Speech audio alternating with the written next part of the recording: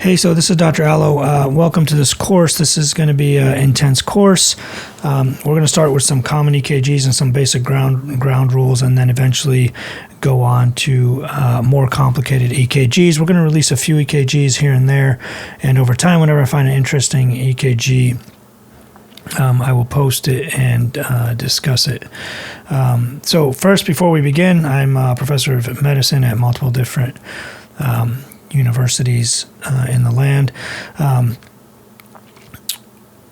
The first stage of reading EKGs is to get the rate correct. So the easiest way to do this is to count up all the QRSs on the bottom and multiply by 6. That's the most accurate method, because if someone is in AFib or some other irregular rhythm or has a lot of PACs, you might not get the most accurate rhythm.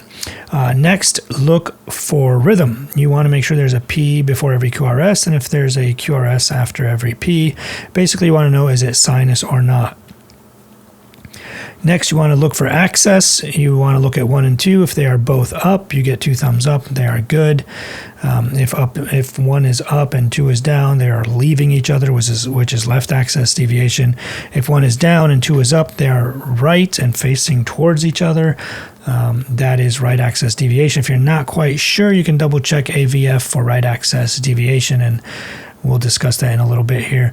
PR interval has to be under 200 or 5 small boxes. QRS duration is under 120, which is 3 small boxes. Make sure you look at this accurately, especially for left bundle branch block and right bundle branch block. If it's less than 120, it is not a block. QT interval needs to be under 400, which is 10 small boxes. Then you can look at ST segments. Are they elevated, depressed? You can look at other issues. You want to look at Q waves. The most important thing is how wide they are, not the amplitude, not how deep they are. And abnormal duration is greater than 0.4 millimeters, which is 1 small box in width.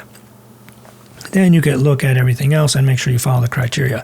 So this is just a quick review of all these different segments. You can pause it here and look at them.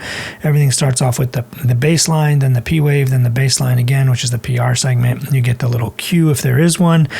Then the first positive deflection is your R, followed by a negative deflection, the first negative deflection, or second if there is a Q. Then that next deflection is an S. Then it goes back to baseline, which is called the ST segment. Then you have a T wave after that, which is repolarization. You have U waves and P waves, and this kind of starts all over again. The QT interval is noted down here, and the ST interval is this last segment here. When it comes to access, I pointed out that you should check AVF down here at the bottom for right access deviation, because there's that negative 30 degrees that you miss with left access deviation, which is why we use lead 2. If you look at the way I teach it, you go thumbs up with lead 1 and 2. 2 gives you exactly negative 30 degrees and actual real left access deviation. If you do not do it that way and you just use AVF, you're going to miss those 30 degrees and give a lot of people left access deviation when they don't actually have it. So when you use AVF instead, you make a lot more mistakes. When you use number 2, it actually works quite well. However, AVF is good for right access deviation over here in this bottom quadrant between 180 and positive 90. The next slide is always the T-wave slide. The first one is hyperkalemia. These are where you have these very sharp, narrow, very pointed T-waves. Next is hyperacute ischemia. These are wider, less sharp and more blunted. Also, you have a very long QT interval usually. The ones that are asymmetric and are not narrow are normal. So these are the ones you just kind of want to ignore. The next section to look over is very important. It's called AV blocks. First degree AV block is very simple. It's just a PR interval of over 200. Third degree AV block is also very simple. The PR interval changes quite a bit. You never have one PR interval matching up with another one. The P's march out on their own and the QRSs march out on their own, and they're usually bradycardic. Second degree AV blocks can be a little different. They break down into group 1 and group 2. Group 1, the PR prolongs, then drops, which is also called Mobitz 1. In group 2, the PR is constant, then you have a drop. You have something called group beating, which I tried to illustrate here at the top, where you have 3 beats together, then a gap, then 3 beats together, then a gap. Usually, if you draw this dotted line down the middle, the first 2 kinds of blocks do not need a pacemaker. The second 2 types of blocks do need a pacemaker. There is also a special type of second-degree AV block called the 2-to-1 block. This is an infrahisian block and also most likely will require a pacemaker at some point. Arrhythmias are quite simple.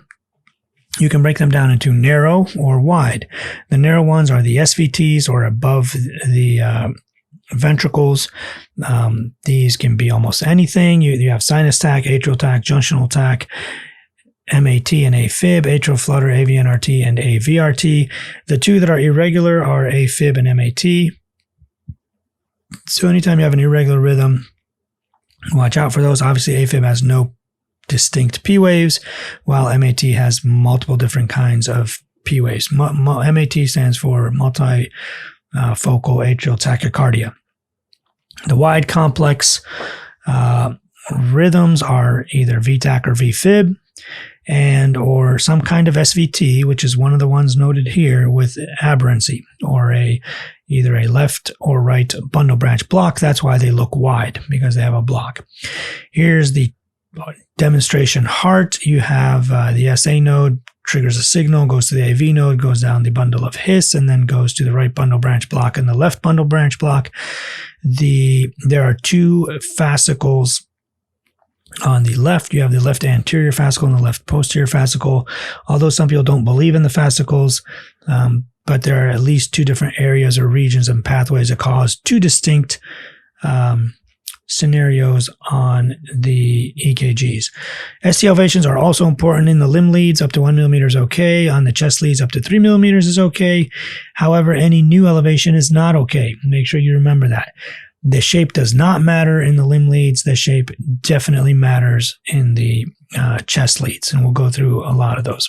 So what is the order of events when someone's having a STEMI? It's quite simple. We go 1, 2, 3, 4, 5, 6 here.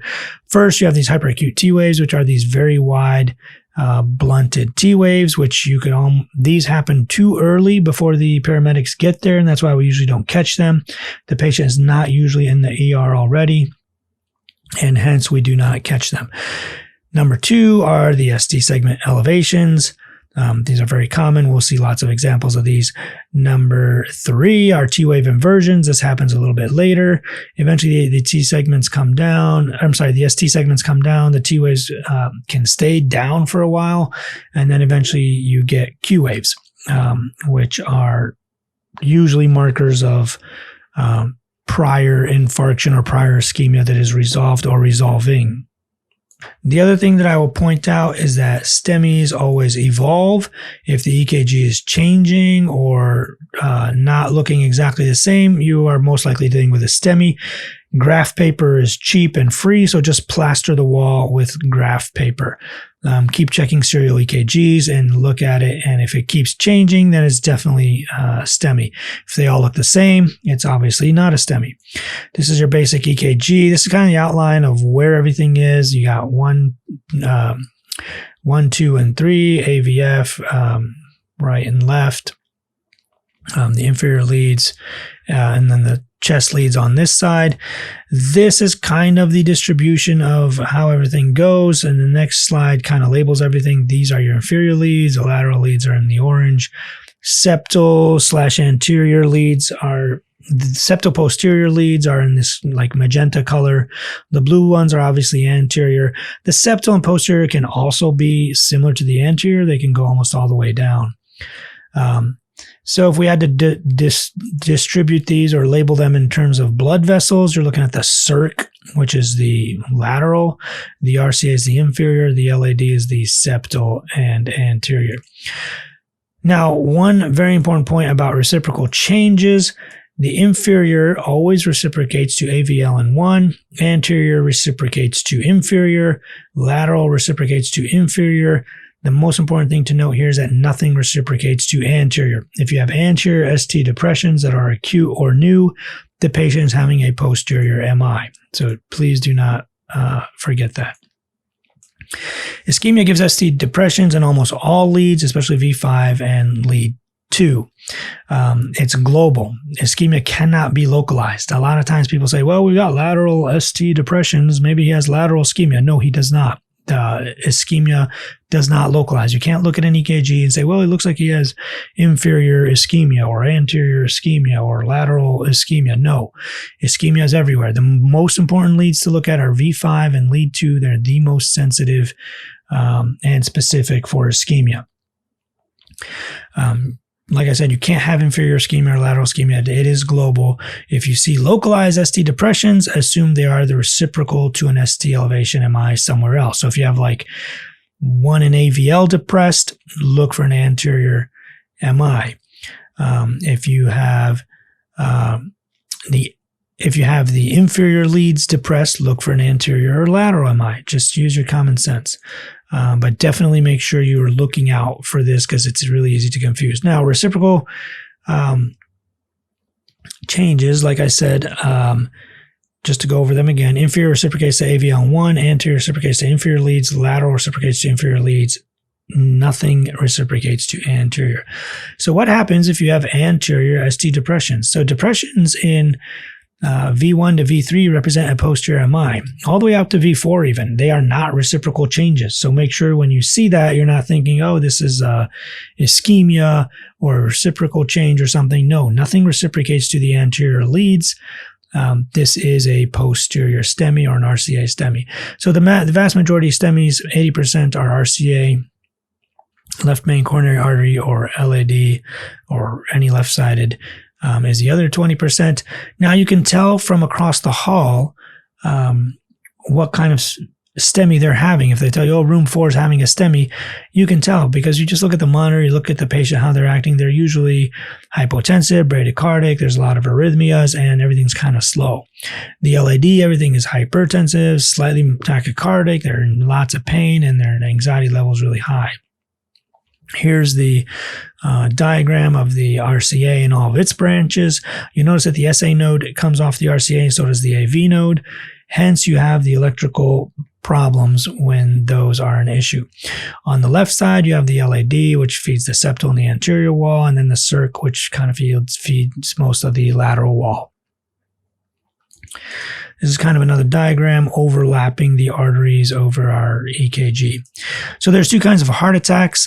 Basically, there's non-STEMIs, where if you look at this artery at the top here, the red, it's not fully occluded. And then there's STEMIs, where the artery, suddenly a plaque ruptured and the artery is fully occluded.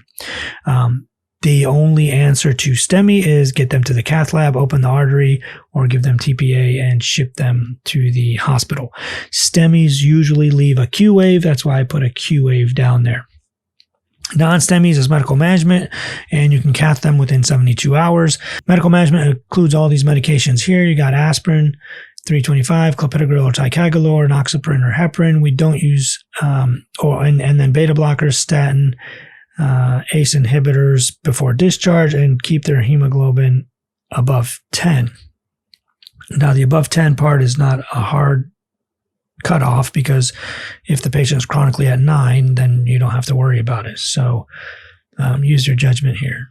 You'll notice in previous versions of this lecture, we used to not have Brilinta or ticagrelor up there, and we had something called 2B3A inhibitors, which we definitely do not use anymore. Optional is nitroglycerin. It's a venodilator. Do not give morphine. It's a vaso and venodilator. It increases infarct size, reduces perfusion across the myocardium, and actually worsens mortality. We won't get into that. There's other lectures on that. One treatment that I say once a patient is discharged, they need to be on the SOB treatment, statin, aspirin, ACE inhibitor, beta blocker, 94% reduction in mortality. So the treatment of acute MI, number 1, you give oxygen. Number 2, aspirin. The next one, either clopidogrel or ticagrelor, enoxaparin or heparin, beta blocker, statin, ACE, and keep their hemoglobin. This improves mortality and morbidity. Once again, do not give morphine, worsens mortality by 48% and reduces perfusion pressure across the myocardium. This is obviously not something we want to do. Nitroglycerin is optional. It doesn't affect morbidity or mortality, but the patient does feel a lot better. So the next topic I like to talk about is the RV infarct. You see this in 2, 3, and AVF. or an inferior MI or a posterior MI. You want to look to, in order to get to know if somebody's having an RV infarct, you do not need to do a right-sided EKG or do anything fancy. It's just wasting time, and you're trying to explain to the lab tech or the EKG tech how to do a right-sided EKG. You don't need to do any of that. Here's the Einthoven's triangle overlapped over a myocardium.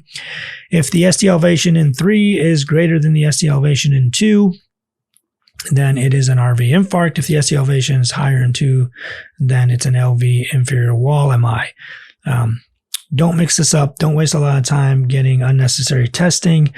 All you need is the standard regular EKG to find out if it's an RV infarct. The symptoms of an RV infarct are sort of unique. They're hypotensive, they have JVD and leg edema, but they have clear lungs because the blood is not making it back to the lungs. The RV is not pumping. It's not pumping blood forward into the lungs. The LV is doing all of the pumping and forcing everything back to itself. The treatment is a little bit different. You need fluids, and they need to not be on anything that lowers blood pressure. So you would even hold the beta blockers, and you would hold nitroglycerin or anything else that lowers blood pressure, because these people are usually quite hypotensive. In some studies, they needed like 18 liters of fluid or something to that effect. Obviously, don't do that now because your patient is sitting in front of you and you can evaluate them yourself, and they probably don't need that much fluid. So you want to avoid beta blockers, nitro, and morphine. Long-term treatment, like I said, 94, the SOB treatment, statin, aspirin, ACE, beta blocker.